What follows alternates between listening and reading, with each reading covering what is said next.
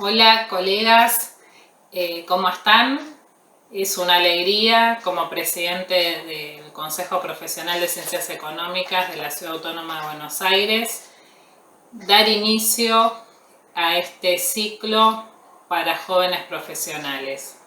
Un proyecto que pensamos para este año y que estamos impulsando de manera virtual a raíz de la cuarentena, del aislamiento que estamos atravesando, pero que eso no nos detiene para seguir llevando a cabo todas las ideas y propuestas que, como esta gestión de consejo, pensamos para todos ustedes. Si bien el nombre es Ciclo para Jóvenes Profesionales, por supuesto que está abierto a la participación de todos aquellos que quieran hacerlo, y se van a abordar temáticas que tienen que ver principalmente con la actividad profesional en estos tiempos. Y justamente este primer encuentro tiene que ver con la actividad profesional en tiempos de cuarentena. Cómo cambió nuestra vida, cómo cambió nuestra forma de ejercer la profesión a través de la utilización de herramientas tecnológicas, cómo administramos nuestros horarios, cómo respondemos a todas las obligaciones que nos impone la sociedad y cómo acompañamos también las necesidades de las organizaciones y los contribuyentes que asesoramos. Así que estamos muy felices de poder dar inicio a este ciclo. Quiero agradecer muy especialmente a quienes forman parte de este equipo de jóvenes, entre ellos a la presidenta de la Comisión de Jóvenes, a la licenciada Jennifer Cirolini, y a los expositores que van a compartir con ustedes la conferencia de hoy, que son los doctores Rodrigo Campillay y Augusto Tevini. Muchas gracias a todos ellos, al resto del equipo que van a ir conociendo y que van a participar de las distintas reuniones, y un agradecimiento para todos los colegas que nos acompañan en cada una de las actividades que organizamos. Nos estamos viendo, disfruten de este encuentro y, como siempre, seguimos cerca de todos ustedes en esta gestión de cercanía y de puertas abiertas. Hasta luego. Buenas tardes, mi nombre es Rodrigo Campillay. Soy contador público y en primer lugar me gustaría agradecer a las autoridades del Consejo Profesional por impulsar esta actividad y muchísimas otras que se vienen dando a lo largo de todo este tiempo, que por la situación difícil en la cual está pasando el mundo entero, en la cual requiere de que todos nos cuidemos y que cumplamos la cuarentena de manera responsable. Justamente lo que logra es un acompañamiento entre todos nosotros, especialmente en estos tiempos donde muchos de los colegas están haciendo un esfuerzo muy grande, redoblando justamente los esfuerzos, porque además de las preocupaciones económicas que puede llegar a tener cualquiera, estamos redoblando los esfuerzos, acompañando a nuestros clientes, justamente para asesorarlos, para brindarles la mejor alternativa en momentos como estos, para muchas veces contenerlos. Y esto surge justamente este material que vamos a desarrollar justamente de manera de poder complementar lo que ya se viene dando. Complementar, cuando me refiero a complementar, es que son todas cuestiones que están vigentes y que muchas veces, por estar tan abrumados, donde estábamos de repente muchos trabajando con la moratoria, y de golpe se cortó todo y lo urgente pasó a tapar muchas veces a lo importante. Entonces vamos a ver con qué recursos contamos. O sea, la idea de esta charla que voy a desarrollar junto al contador Augusto Tevini tiene que ver con eso, es la de complementar todas las medidas, todos los recursos vigentes que hay en materia impositiva, o la gran mayoría, o que sean disparadores de preguntas que nos hicimos en algún momento, o que nos hacen los clientes, o que nos hacemos entre los colegas, ya sea que nos estemos iniciando, o bien que ya tengamos años de ejercicio profesional. Es decir, nosotros como docentes consideramos que no hay una pregunta mejor que otra, sino que el problema va a venir cuando nos dejemos de preguntar. Entonces, la idea es reafirmar algunas posturas, reafirmar algunas cuestiones que sean de utilidad para todos, en un momento como este, donde sabemos muy bien que muchas veces la agenda impositiva, la agenda de las obligaciones tributarias de muchos contribuyentes no se concatena justamente con la concreción de las medidas económicas que están saliendo. Entonces nos pasa que de repente tenemos que desembolsar fondos, y hoy los fondos son escasos, en momentos donde decimos, pero tengo un saldo a favor, ¿qué pasa? ¿No lo puedo utilizar? Bueno, preguntas así, ¿no?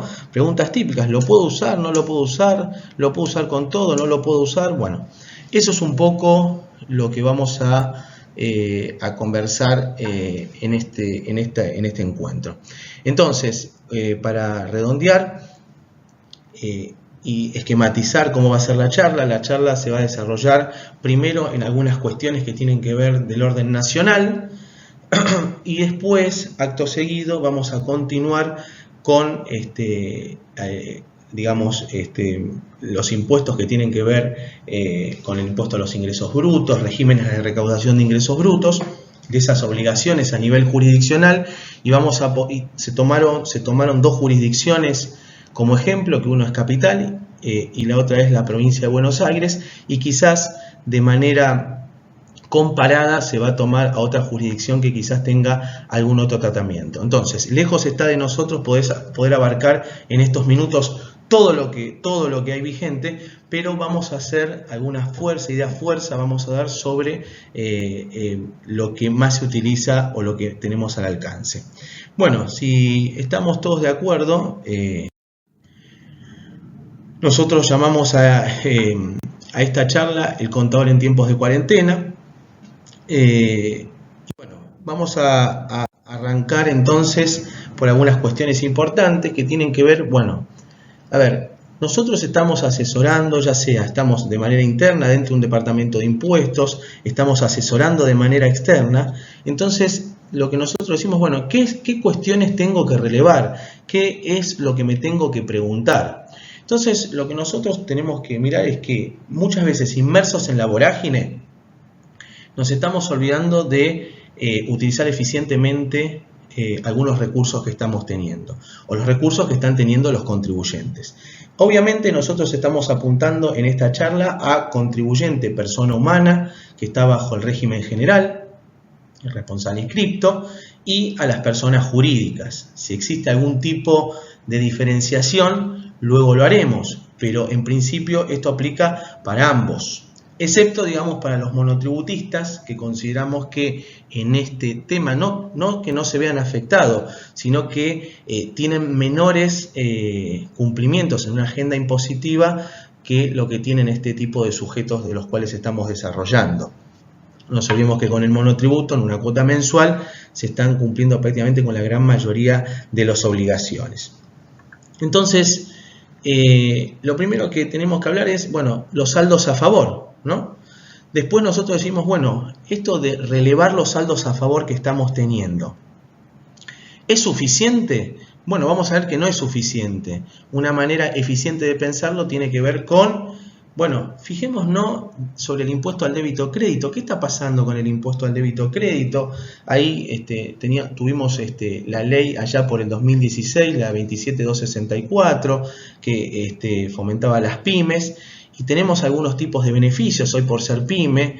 Entonces pasa que esto va a estar íntimamente relacionado, que muchas veces los que tienen mayores beneficios para poder utilizar respecto al impuesto al débito crédito, quizás muchas veces tienen estructuras administrativas débiles. Entonces requiere quizás de un esfuerzo de todos para que se aprovechen al máximo los beneficios que están vigentes. Entonces, Estas recetas o estos razonamientos que vamos a hacer y estas consultas que nos vamos a hacer y estas preguntas no es la solución para todos los contribuyentes, sino que son disparadores o herramientas que nos van a servir para decidir o relevar para todos o para algunos, y cada decisión va a depender de cada contribuyente. Bien, respecto de los saldos a favor, entonces nosotros pusimos como título saldos a favor. Y ahí hicimos una diferenciación. ¿Con qué saldos a favor me puedo encontrar?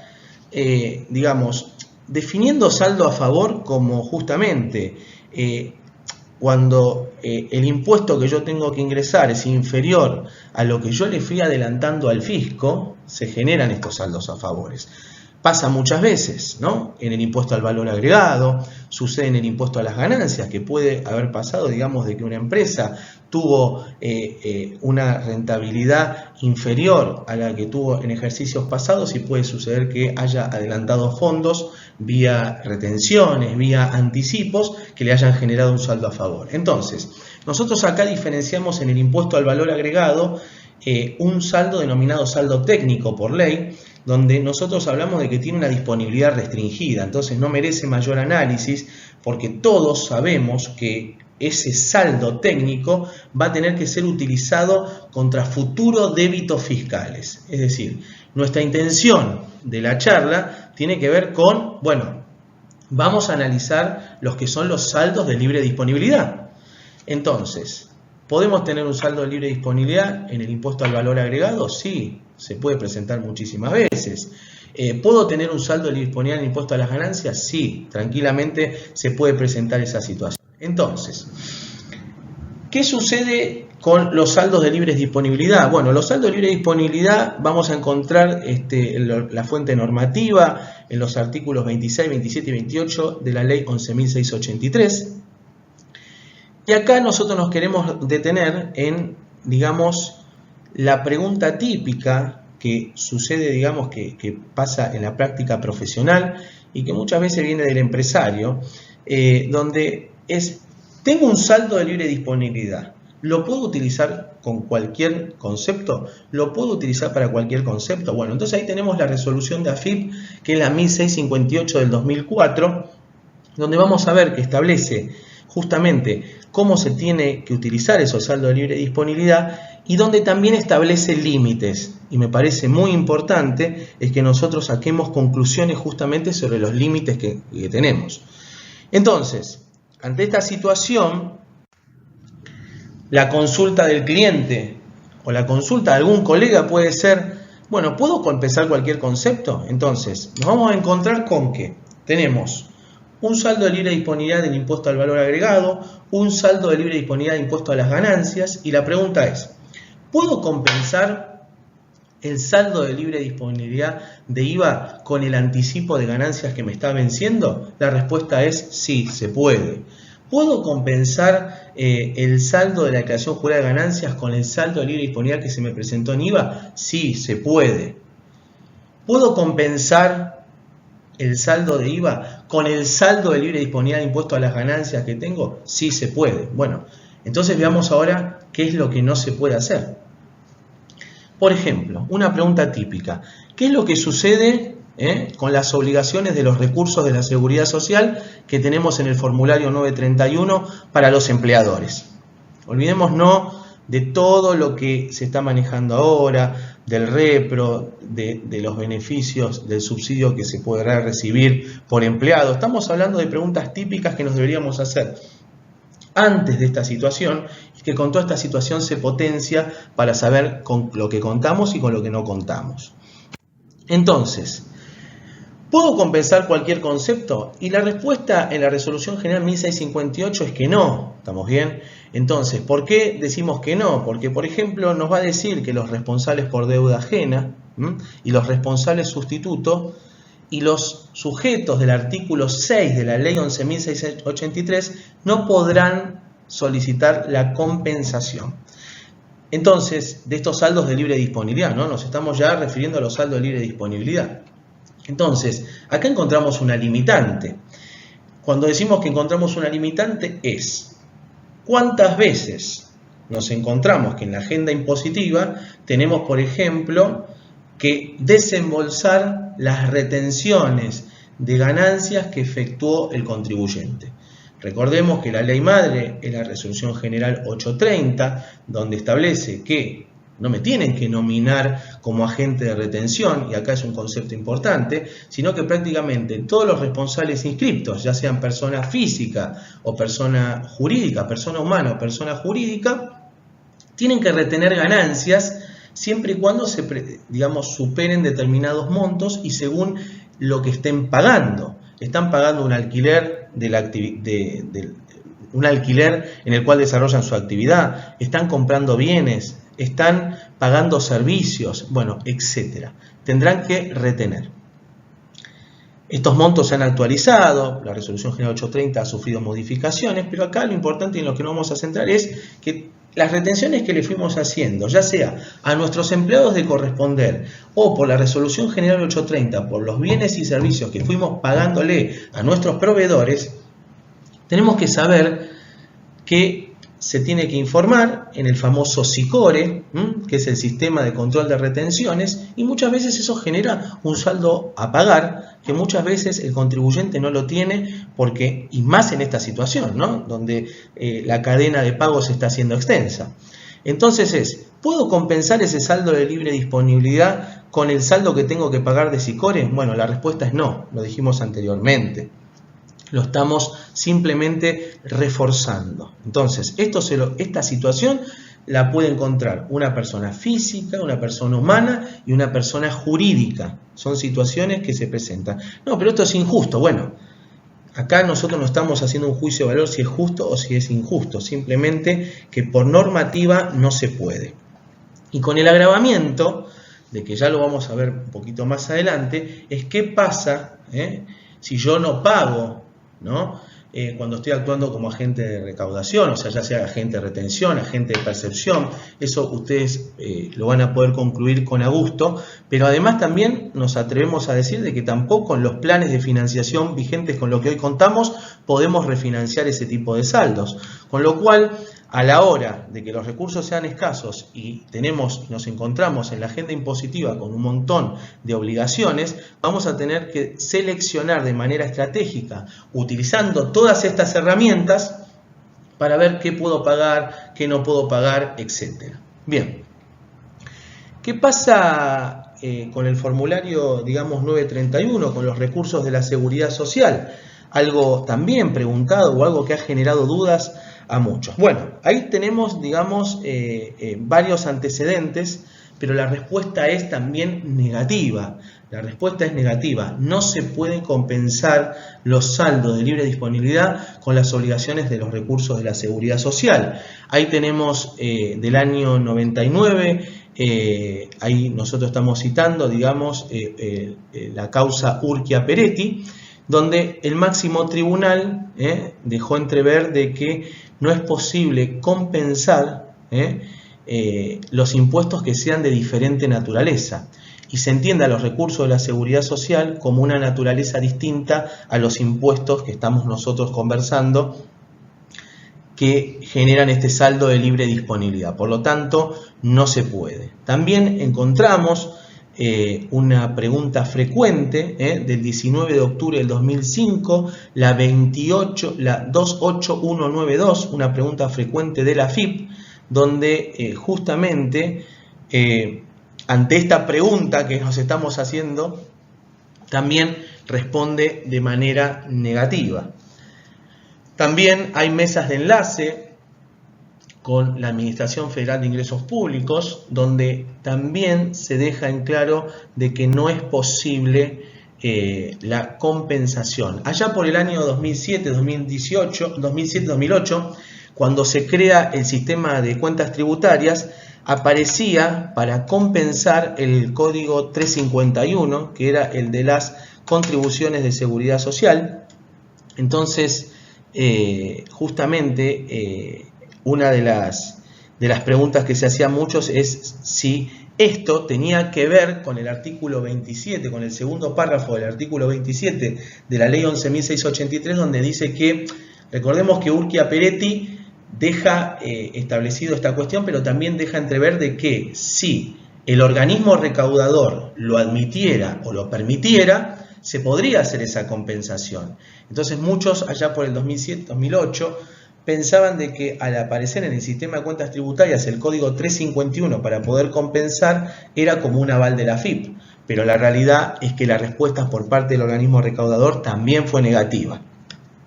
Y como un último antecedente relativamente actual, allá la resolución general 4603, que es de septiembre del 2019, nos permitía compensar contribuciones con saldos de libre disponibilidad de determinadas empresas, pero solo para el periodo septiembre del 2019 y de manera excepcional. Entonces, esto refuerza lo que venimos conversando, de que no se puede, al menos que el organismo excepcionalmente lo permita.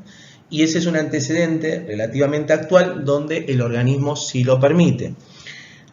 Al día de hoy, donde estamos grabando este video, no tenemos ningún tipo de novedades respecto de esto, con lo cual la respuesta sigue siendo negativa. Entonces, acá ya lo primero que tenemos que concluir es que nos podemos encontrar con saldos de libre disponibilidad, donde para el contribuyente esto puede ser injusto o no, pero nosotros ya sabemos que podemos responder negativamente y sabemos que ese saldo de libre disponibilidad para determinados conceptos que están, dos conceptos que están habitualmente en las obligaciones de la agenda de cualquier contribuyente, no lo podríamos hacer.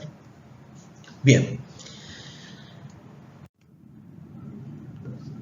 Ahora bien, nosotros consideramos de que este análisis que vamos a hacer de los saldos de libre disponibilidad, siempre repasándolos, siempre reviendo antes de tomar la decisión de desembolsar o pagar cualquier tipo de obligación, sería incompleto si no analizaríamos el famoso impuesto a los créditos y débitos bancarios, conocidos como el impuesto al cheque, digamos, en la práctica profesional.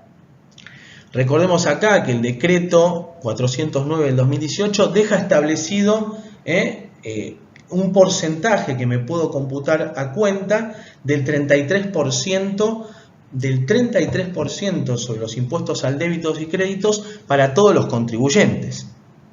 Pero también, digamos, en este fomento de lo que tiene que ver con la ley PYME, se estableció distintas situaciones en donde si yo configuro de acuerdo a la resolución 220 del 2019 de la CEPYME, la CEPYME ahí donde estamos citando, digamos, lo que hace es categorizar en base a las actividades y en base a la facturación de los últimos 3 ejercicios, distintos tramos de pyme. Es decir, esto lo que permite saber si una empresa configura como pyme, qué tipo de pyme es o si no es pyme. Entonces, si somos una micro o pequeña empresa, el beneficio que vamos a tener, es decir, ya por ley nos corresponde el 33% a todos los contribuyentes, pero si soy considerado micro, pequeña, ¿estamos bien? Empresa, me voy a poder tomar el 100% del impuesto al débito crédito para utilizar tanto en los anticipos de ganancias y en el saldo de la declaración jurada del impuesto a las ganancias. Y si soy una empresa industrial, de la rama industrial, mediana, tramo 1, me voy a poder computar el 60% como pago a cuenta.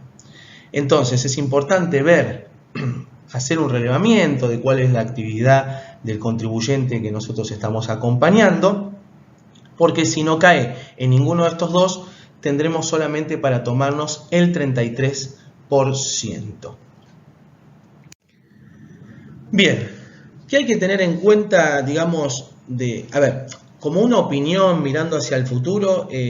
Consideramos de que este fomento es relativamente insuficiente porque quedó acotado pura y exclusivamente para los primeros escalones este beneficio del 100% y del 60%, los primeros escalones de la pyme. Una de las cuestiones que sería interesante acá analizar es que pueda lograrse una generalidad de este beneficio. Entonces, ¿qué tenemos que tener en cuenta acá? Como para tenerlo presente, las cuentas bancarias y otras operatorias tienen que estar a nombre del beneficiario inscripto, y este beneficio que estamos hablando por encima del 33% va a operar a partir del mes en el cual se apruebe la inscripción en el registro. Cuando decimos la inscripción en el registro es justamente la inscripción como pyme, que ya vamos a ver cómo es el procedimiento.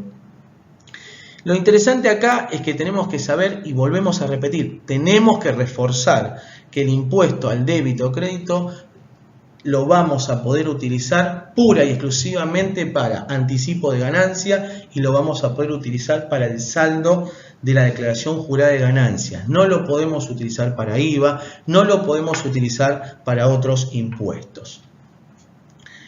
Bien. Nosotros decimos acá, y esto es importante, y acá hacía mención al principio, es necesario tener la contabilidad al día. ¿Por qué es necesario tener la contabilidad al día? Porque, repito, hay muchas empresas que configuran como micro y pequeña empresa, y la verdad es que no cuentan con una fuerte administración, es débil, y muchas veces la administración termina siendo el profesional que lo atiende de manera independiente. Entonces, muchas veces este beneficio queda a un costado, queda escondido. ¿Por qué? Porque no tengo al día los resúmenes bancarios, porque no tengo al día contabilizado cuánto me retuvieron del impuesto al débito o crédito. Entonces, nosotros consideramos que es importante. Y muchas veces queda a un costado porque no tenemos todos los meses un vencimiento de un anticipo de ganancias, quizás. Entonces, es importante tener esto al día porque es beneficioso. Entonces, lo que vamos a ver acá es que se nos pueden presentar distintas situaciones. Acá nosotros hicimos un ejemplo práctico para lo que tiene que ver con anticipos, y lo que vamos a ver es un saldo de la declaración jurada. Entonces, este es el caso de una empresa que categoriza como mediana tramo 1 de la actividad comercio. Entonces, analizamos el saldo de la cuenta que tiene de impuesto al cheque, los impuestos al débito o crédito, y tiene 1.000.000 de pesos. Tiene un saldo de libre disponibilidad del impuesto al valor agregado de 200.000, y el anticipo a ganancias que tiene para cancelar es de 500.000.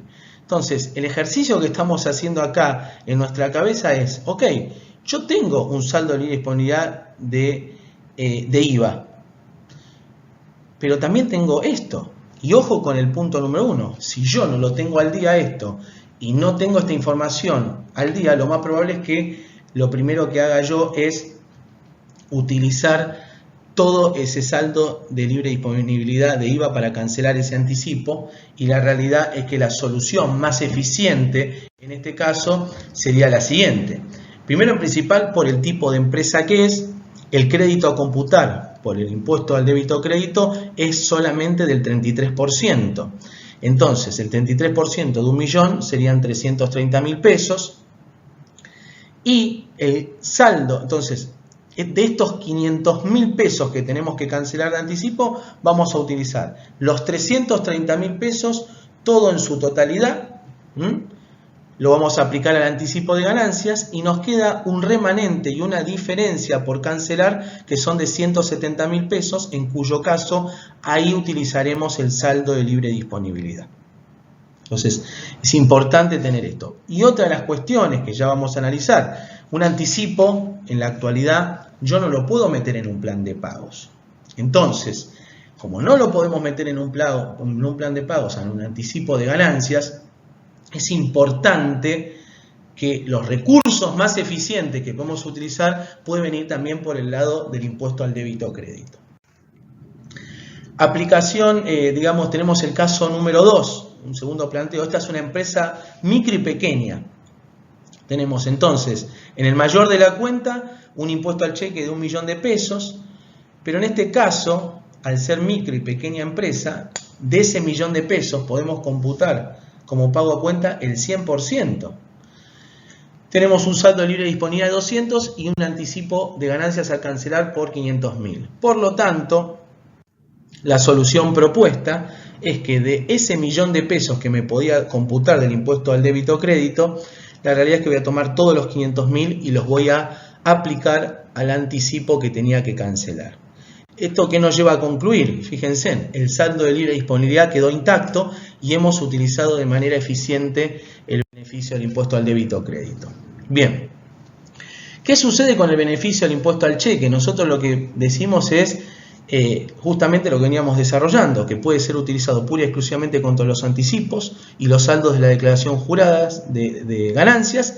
No es susceptible de pedir de reintegro, no se puede transferir a favor de terceros y lo que se traslada, lo no utilizado, se traslada a los ejercicios siguientes. Es decir, que tenemos un límite de tiempo. Entonces, ojo con esto.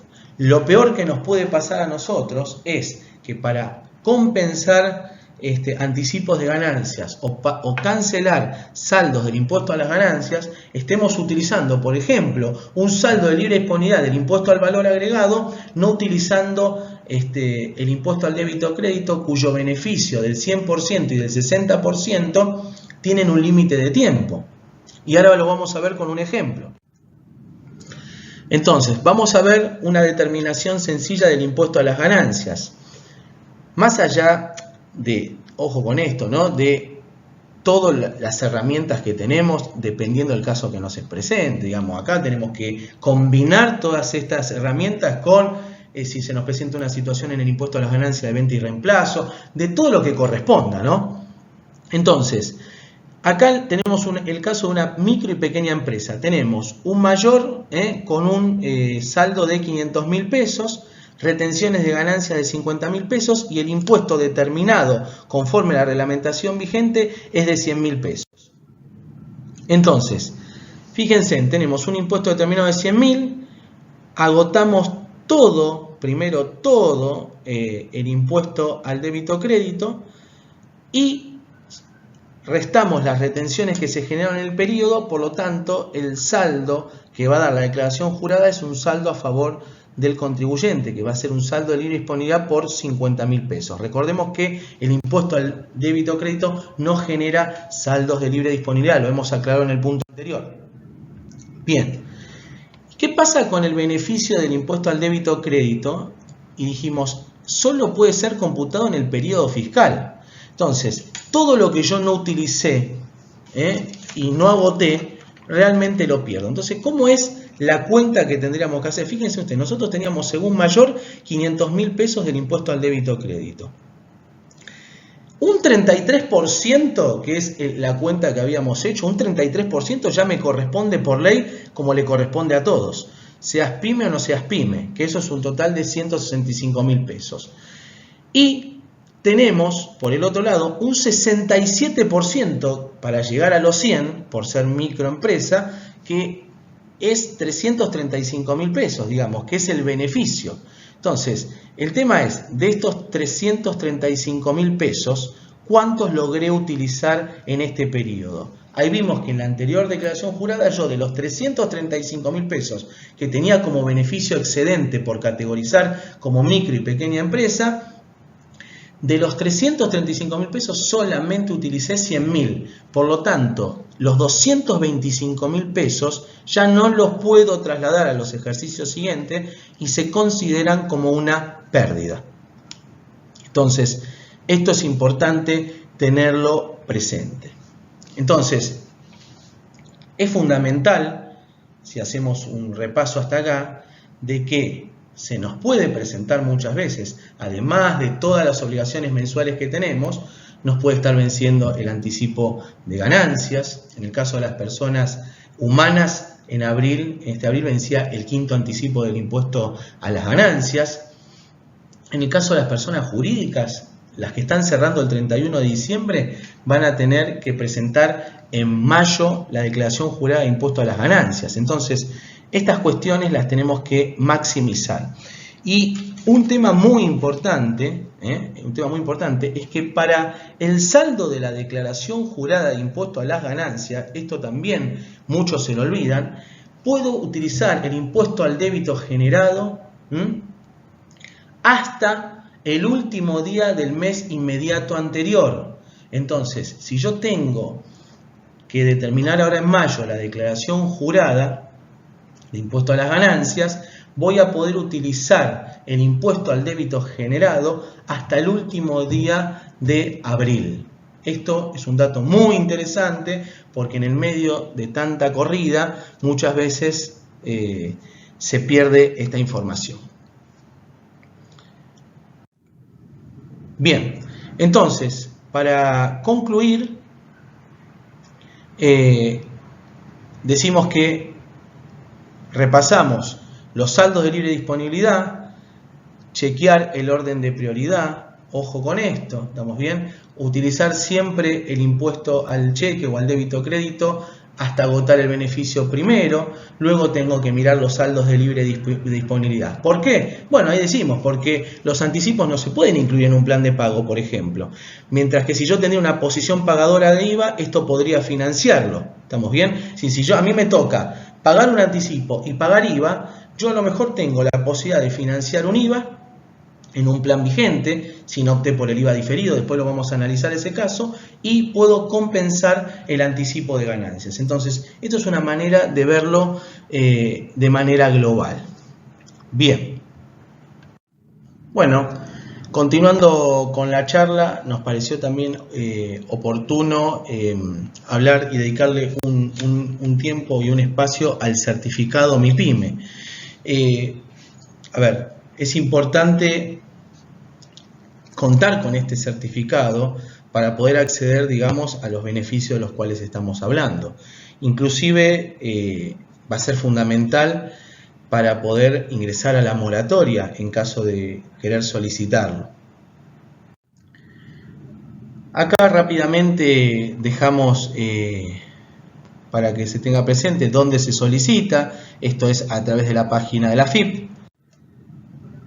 Y lo interesante acá es que uno cuando tramita y solicita, digamos, el certificado, surge ahí abajo de todo, donde lo tenemos redondeado, la posibilidad esta digamos, de solicitar el IVA diferido.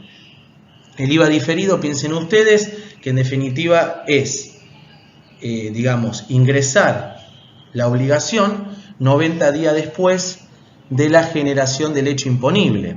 Es decir, digamos, si estoy en abril, voy a recién pagar la obligación de abril en julio. Es importante saber de que muchos han solicitado el certificado PYME, pero en esa oportunidad no han hecho opción del IVA diferido. Entonces, hasta hace una semana, digamos, durante los primeros días del mes de abril, hubo un problema operativo y no existía la opción de solicitar el IVA diferido. Finalmente fue un problema de la página de la AFIP porque el certificado sigue vigente, se puede seguir solicitando, obviamente cumpliendo los requisitos que correspondan, y nosotros podemos solicitarlo sin ningún tipo de inconveniente. Es importante también saber que para obtener el IVA diferido, digamos, tenemos que cumplir los requisitos, ¿no?, de la 4010, artículo 32, bueno, donde ahí habla de tener las presentaciones al día, donde habla de tener actualizadas las actividades, los domicilios, no estar, digamos, en la base de contribuyentes APOC, bueno, en fin. Hay un montón de requisitos que los invito a repasarlos, que no hay ningún problema, son claros y la tramitación es muy sencilla. Y un tema acá que es muy importante, que está vinculado a esto de decidir si pago o no pago muchas veces, tiene que ver con, digamos, cuándo se me cae el IVA diferido. Si yo opté por la opción de IVA diferido, ¿se me cae? Bueno, una de las causales por la cual se cae es la que tiene que ver con que si yo opté por el IVA diferido y en el momento de vencimiento del pago no puedo hacerlo, la realidad es que se me cae también el beneficio del IVA diferido. Entonces, ahí habrá que analizar, ahí habrá que optar, porque hoy nos encontramos también con una restricción actual. Quizás esto cambia, pero sería bueno que se flexibilice, que muchos optaron por el IVA diferido, pero cuando llega el momento del vencimiento no lo pueden pagar. Primero ya se nota un agotamiento por parte de la cadena de pago, entonces entre que yo genero la factura y la cobro, muchas veces, llegado el momento, no puedo responder con el pago. Entonces estos 60 días de diferimiento prácticamente no están alcanzando, y esto se potenció aún más con esta problemática que estamos viviendo, con lo cual sería bueno quizás flexibilizar esta situación y generar un plan corto, que actualmente, repetimos, no está vigente, para poder regularizar los saldos del impuesto al valor agregado en donde se gozaba del beneficio del IVA diferido. Entonces hoy el contribuyente se encuentra con el dilema: si no lo pago, pierdo el beneficio. Bueno, por otro lado, no lo puedo meter en un plan, entonces se está haciendo dificultoso. Pensemos también que muchos hablan de que esto es lo que ocurre en otros países, de la posibilidad de hacer un IVA desde el punto de vista de lo percibido, es decir, cuando realmente se cobra la factura que uno emitió, recién ahí tener que se genere la obligación tributaria de ingresar el impuesto. Bueno, son ideas, son alternativas. Actualmente no contamos con todo eso, entonces nos encontramos en una situación bastante desfavorable. Bueno, ahí lo que estamos tratando de ver es, bueno, cómo sale el número de certificado una vez que lo aprueban, por dónde se puede obtener el certificado PYME, digamos, cuando uno lo obtiene. Y bueno, entonces lo que tenemos que saber ahora nosotros es, bueno, ok, y lo vamos a desarrollar y terminar de complementar con lo que diga Augusto.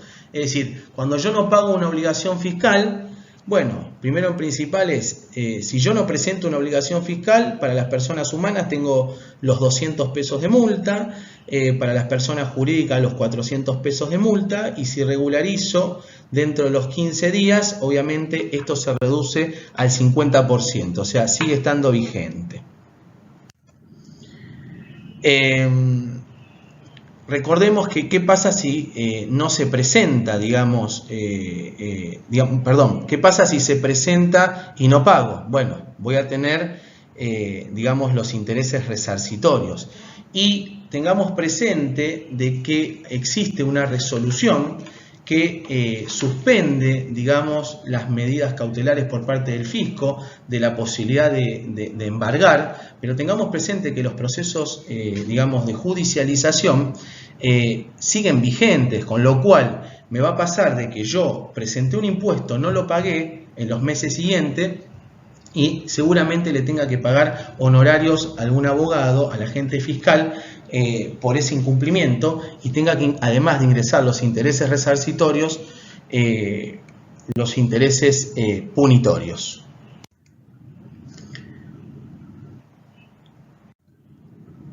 Bien, entonces es importante, digamos, que tengamos esta gimnasia, ¿no? Es decir, la gimnasia es, si opto por el IVA diferido, lamentablemente, de acuerdo a la normativa actual, cuando venza ese plazo, no me va a quedar otra que ingresarlo. Si no pierdo, además del IVA diferido, no lo puedo meter en un plan.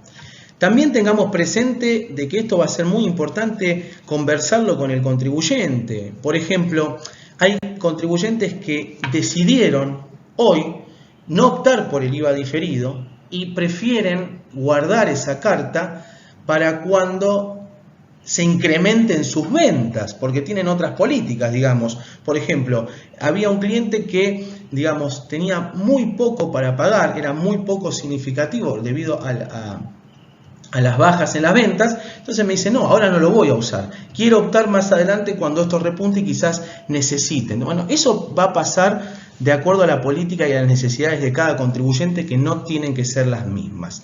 Y por otro lado, respecto del impuesto al valor agregado, otra cuestión que también podemos manejar, o también manejar las fechas de presentaciones de los impuestos, digamos, porque si yo tengo una provisión hecha y miro en mi planificación de que voy a tener un saldo de libre disponibilidad con alguna declaración jurada, muchas veces presentarla de manera anticipada puede ser beneficioso para exteriorizar el saldo de libre disponibilidad y poder ir compensando las deudas que van surgiendo, digamos, con las salvedades que hablamos al inicio del saldo de libre disponibilidad. Entonces, bueno, un poco estas herramientas. Y como para concluir en esta parte, así ya le paso la palabra a Augusto, que va a terminar de hacer el análisis, es, ok, la ley 27.541 y la resolución 4.667, nosotros ahí tenemos lo que tiene que ver con la moratoria.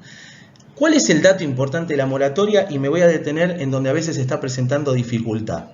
Esto es claro, ¿no es cierto? Había un decreto que prorroga la posibilidad de ingresar a la moratoria hasta el 30 de junio. Hay dos fechas que tenemos que tener presente y que son muy importantes. Hasta el 30 de junio yo puedo ingresar a la moratoria, que originalmente vencía el 30 de abril, y tengo la posibilidad de ingresar hasta el 29 de mayo, con los mismos beneficios que anteriormente eran para los que ingresaban hasta el 31 de marzo. Recordemos que esos beneficios tienen que ver con menores pagos a cuenta, que es bastante importante, no es un tema menor para aquellas empresas que tengan que ingresar un pago a cuenta, porque recordemos, por ejemplo, que la micropyme no tiene que ingresar pago a cuenta, pero aquella que no categoriza como eso y tiene que ingresar un pago a cuenta, ingresar un pago a cuenta del 1% de la deuda consolidada no va a ser lo mismo que ingresar el 3%.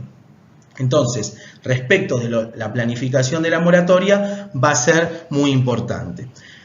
Ahora bien, ¿qué es lo interesante de todo esto? Digamos, nosotros entonces tenemos la resolución general 4.667 y en el artículo 39 habla, digamos, de la refinanciación. Ustedes piensen que se puede refinanciar los planes vigentes. Ahora bien, ¿qué planes puedo refinanciar? Ustedes recuerden de que yo puedo ingresar a la moratoria deudas cuyos vencimientos no operaban hasta el 30 de noviembre del 2019. Los planes que yo voy a poder refinanciar van a ser aquellos presentados hasta el 23 de diciembre del 2019 y que en su composición obviamente tengan deudas vencidas hasta el 30 de noviembre del 2019. Es decir, eso no cambió.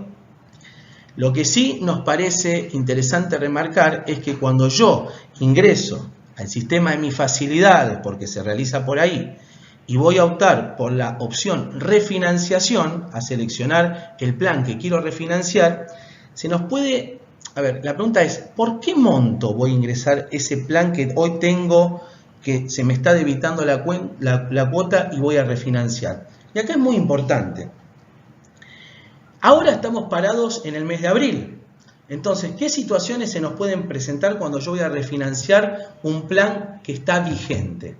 Y esto es muy interesante también manejarlo, porque también va a depender de las necesidades de cada contribuyente y de hacerlo de manera estratégica. Entonces, ¿qué puede suceder? Puede suceder, recordemos, que si la intención es ingresar antes del 29 de mayo, donde los beneficios son los mismos que al 31 de marzo anteriormente para la moratoria, entonces puede suceder lo siguiente. Algunos van a querer ingresar en abril, ¿ok? Entonces la pregunta es, ¿qué pasa con la cuota que se me debita en abril? Entonces, según, digamos, la resolución, ¿qué toma la AFIP? ¿Qué toma como pago de cuota la AFIP o el sistema de la AFIP?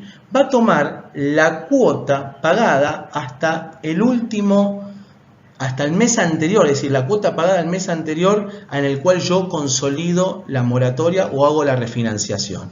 Es decir, si yo me paro los primeros días de abril y voy a consolidar la refinanciación en la moratoria en ese momento, me va a tomar las cuotas que se cancelaron hasta el 31 de marzo. Ahora bien, ¿qué pasa entonces si yo me voy a meter los primeros días de abril con la cuota que se va a debitar, por ejemplo, el 16 y el 26 de abril? Porque la gran mayoría de los planes en los cuales hemos ingresado anteriormente, la cuota vence o los 16 o los 26.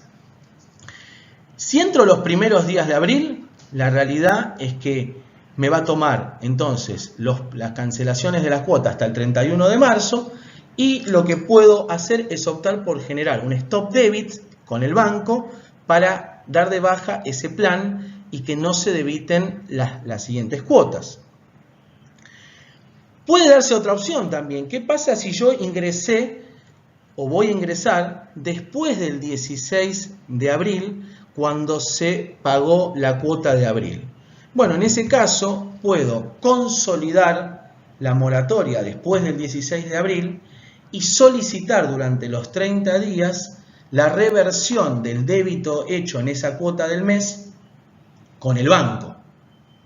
O bien, también, una vez que se debitó la cuota en curso de abril, podría optar por esperar a los primeros días de mayo y que me tome la cuota cancelada el 16 de abril. Ahora, esto va a depender de las necesidades de cada contribuyente y de la estrategia y de la alternativa que elija cada uno. Entonces, la realidad es que muchas veces también sucedió de que los bancos también están con trabas operativas y no han dado lugar a esta reversión de los débitos generados. Entonces, esa plata, tengamos presente que no se pierde. Es un crédito que quedará que mediante el sistema de cuentas tributarias, en reimputación de pagos, yo podré seleccionar ese crédito que se generó, donde lo podré buscar. Generalmente, cuando me dice periodo de origen, tendré que colocar en el mes y el año, digamos, en el cual se debitó la cuota que yo no tenía intenciones de pagar o que se pagó de más. En este caso podría llegar a ser abril del 2020 y eso reafectarlo, reimputarlo. Pero bueno, tengamos presente que en un momento también con recursos escasos y donde financieramente todo hay que maximizarlo, estas situaciones también son importantes contemplarlas. Es decir, no es me meto directamente en la página de la AFIP, en mis facilidades, consolido y no analizo esta estrategia. Bueno, creo que un poco la intención se logró, que tiene que ver con todo esto, ¿no? Con todas las herramientas, con la posibilidad de manejar estas cuestiones. Acá les dejamos, digamos, prácticamente respecto a la modificatoria en lo que es la moratoria. La primer cuota para todo el mundo va a ser a partir de julio del 2020, no así el pago a cuenta si correspondiera pagarlo. Recuerden ahí que las microempresas y las entidades civiles sin fines de lucro no tienen que pagar pago a cuenta. Bueno, entonces hemos visto la importancia de un análisis de los recursos con los que cuenta la empresa y empezar a pensar de una manera un poco más estratégica todos los recursos que tenemos vigentes, que no son tantos, que a nuestro criterio son insuficientes, pero es con lo que contamos. Bueno, yo les dejo un fuerte abrazo, estamos en contacto, agradecer nuevamente y le paso la palabra al doctor Augusto Tevini. Muchas gracias. Gracias, Rodrigo, por la explicación de la moratoria. Y siguiendo en el esquema de lo que habló el contador, quiero tomarme unos minutos para hablar rápidamente de otra herramienta de financiación que tenemos, que es el plan de la Resolución General 4268. ¿Qué pasaba con este plan antiguamente? En base al scoring que tenían los contribuyentes, lo que todos conocemos como el CIPER, establecía condiciones de financiación en cuanto a cantidad de planes, cantidad de cuotas, tasa de interés, etc. A partir de la Resolución General 4683 se mejoran estas condiciones del plan. ¿Y qué me establece? Me amplía la cantidad de planes que yo puedo conformar, deja de tener en cuenta lo que se conoce como el CIPER.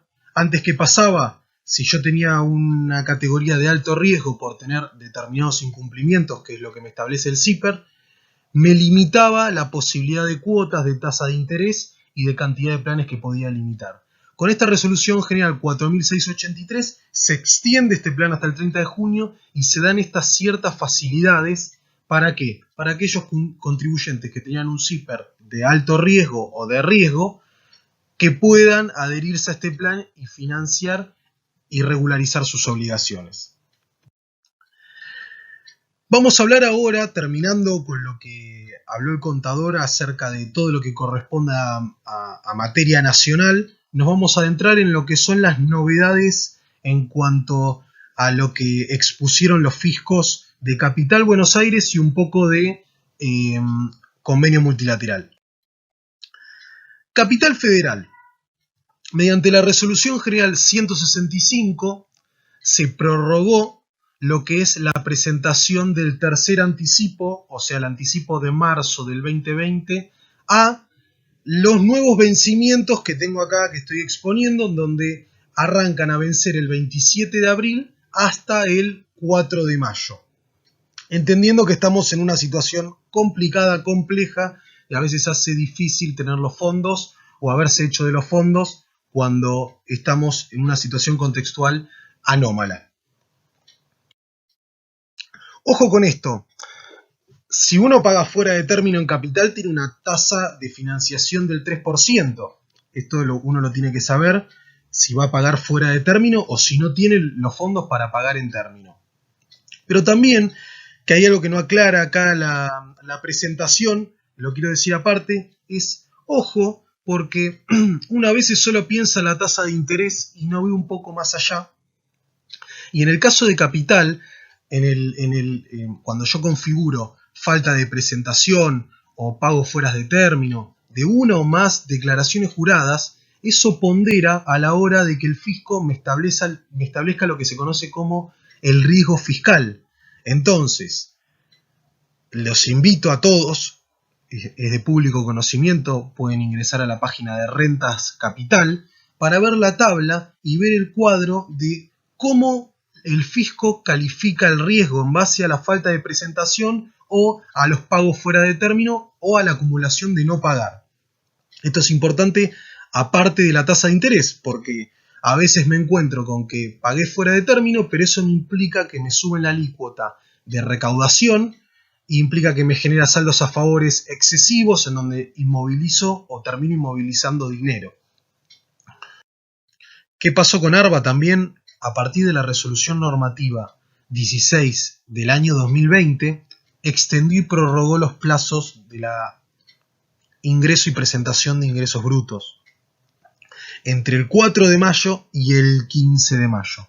También, para agregar, que no lo tenemos acá en la presentación, pero para que usted pueda investigar, también dio cierta prórroga a lo que corresponde a los anticipos y a los vencimientos de las cuotas de los planes vigentes.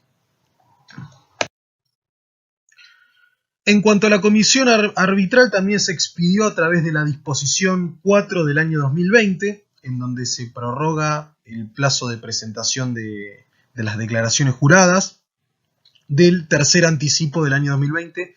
Vemos que en concordancia Capital Buenos Aires, en este caso estamos analizando, y convenio multilateral, se centraron en otorgar cierta facilidad de pago o de presentación para el tercer anticipo del año 2020. En este caso, esta extensión se va a generar solamente los contribuyentes que en el año 2019 hayan tenido ingresos inferiores a 2.500.000 pesos. Tienen que ser, obviamente, contribuyentes adheridos al régimen de convenio multilateral. Y, en este caso, no es menor destacar, Formosa, La Pampa y San Juan no se han adherido a esta resolución normativa. Acá, como vemos en el nuevo cronograma, tenemos el nuevo esquema de vencimientos para los contribuyentes que cumplan estas características.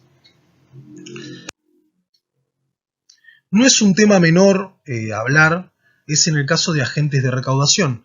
Hoy sabemos que para ser agente de recaudación la realidad es que no tengo que ser una gran empresa, ya que en algunas jurisdicciones los montos han quedado desactualizados y eso me obliga a actuar como agente de recaudación siendo tal vez una pyme con una pequeña administración. Es importante y queremos hacer hincapié acá porque ¿qué pasa? A veces uno solo analiza y se queda centrado en lo que es materia nacional, como es lo que habló Rodrigo, pero desestimamos lo que sucede o las implicancias que puedo tener en cuanto a multas, recargos o infracciones en lo que corresponde a lo que es provincial.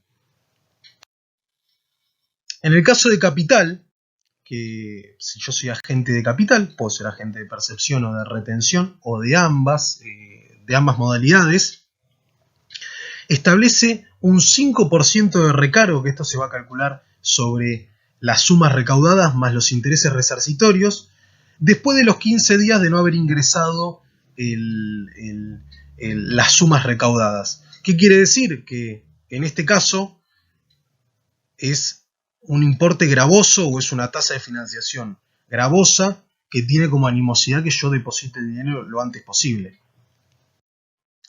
Continuando con Buenos Aires y haciendo un paralelismo de lo que establece el Código Fiscal, en este caso Buenos Aires tiene un recargo que es mucho más gravoso visualmente, o sea, si lo podemos analizar de manera superficial sin entrar en muchos cálculos, es mucho más gravoso que el de la Ciudad Autónoma de Buenos Aires. En este caso, si analizamos, vemos que hasta 5 días del vencimiento de la declaración jurada tengo un recargo del 3%. Si me excedo de los 5 días hasta los 10 días, va al 15%. Y así sucesivamente hasta que si me aparto más de 180 días del vencimiento de la declaración jurada, es un 70% de recargo, más los intereses que devengue esa deuda, más otras situaciones que vamos a ver más adelante que se pueden dar, pero si yo tengo que analizar entre pagar, por ejemplo, yo tengo 120.000 pesos en la cuenta bancaria y no tengo más plata en este momento, y tengo que pagar 100.000 pesos de agente de recaudación de provincia de Buenos Aires y 100.000 pesos de agente de recaudación de Ciudad Autónoma de Buenos Aires. Bueno, en este caso, analizando, obviamente, en cuanto al costo del tiempo, vamos a analizar en pagar primero lo que es Buenos Aires, que es donde tengo los recargos más altos, y luego abonar lo que corresponde a Ciudad Autónoma de Buenos Aires. Es importante esto, y acá no estamos haciendo ánimo de no pagar, sino que hoy nos encontramos en una situación, más que nada en lo que es las pequeñas organizaciones, las organizaciones familiares, donde tienen que decidir con el mayor conocimiento y mayor eficiencia posible para poder aplicar los fondos y no tener multas, recargos ni ningún otro tipo de responsabilidad. Tal vez en el caso de agentes de recaudación es muy gravoso y es importante también entender que nosotros hoy nos centramos y analizamos esta parte muy específica, pero en el caso de que yo tenga contribuyentes o asesore contribuyentes que sean agentes de recaudación en distintas jurisdicciones, tendré que hacer un análisis del Código Fiscal y de las implicancias que tiene para poder tener una visión macro. Lo que estamos acá postulando y a lo que estamos haciendo fuerza son en los disparadores que uno tiene que tener y las preguntas que uno se tiene que hacer para poder poner sobre la mesa a la hora de asesorar a un contribuyente todos los elementos para que pueda tomar la correcta decisión. Entonces, es importante tener en cuenta. Otra cuestión a aclarar, por ejemplo, muchas veces uno se pregunta y dice, tengo saldo a favor en ingresos brutos, por ejemplo, en Buenos Aires, y tengo que pagar agentes de recaudación. ¿Puedo compensarlo? Bueno, en este caso Buenos Aires no lo permite, no permite hacer una compensación, tiene una suerte de similitud a lo que es en cuanto a materia nacional, sin hacer analogía, sin hacer apología de la analogía, pero ¿qué contaba Rodrigo? ¿Yo puedo cancelar con el saldo de libre disponibilidad del IVA el SICORE? No se puede. Bueno, en Buenos Aires, con el saldo a favor de ingresos brutos, no puedo compensar lo que debo como agentes de retención. Ahora, en el caso de Misiones, con una disposición que salió en el año 2018, como por ejemplo, estoy dando un ejemplo, ¿qué pasa si yo tengo saldo a favor en ingresos brutos? ¿Podría compensar si debo una obligación de agente de retención o de agentes de percepción? En este caso sí, se podría compensar por esta disposición del año 2018 que se hace mediante ingreso con clave fiscal a través de la DGR de Misiones y mediante el formulario FS 178. Por eso hacemos hincapié de que uno tendrá que analizar cada código fiscal con cada implicancia y cada posición va a ser diferente. Lo que estamos acá motivando es que se analice y se generen estos disparadores.